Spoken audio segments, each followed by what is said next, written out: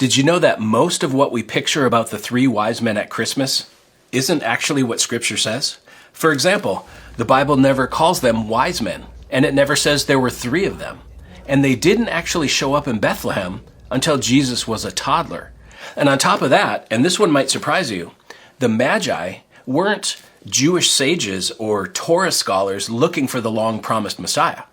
No, the term Magi, in Greek it's magoi, refers to pagan astrologer priests from the East, likely from Persia or Babylon.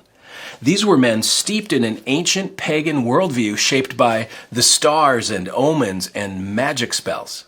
In any other context, Israel would have considered men like this unclean and idolatrous. Yet, they're the ones who recognize the arrival of Israel's king.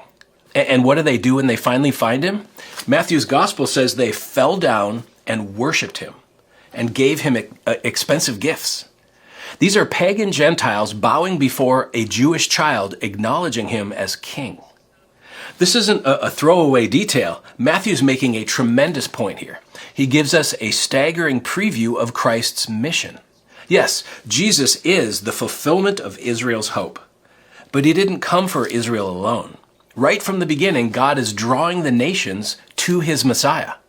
This is a foreshadowing of the Great Commission where Jesus tells us to make disciples of all nations.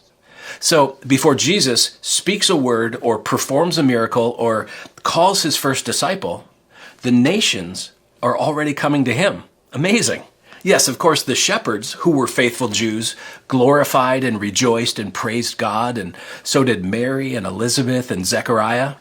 But the Bible tells us that the first people to actually fall down and worship Jesus were Gentile outsiders, men who should have had no place in the story at all.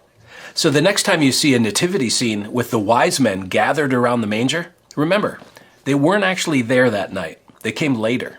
And when they did, they gave the whole world a preview of the gospel. This king came not only for Israel, he came for us all.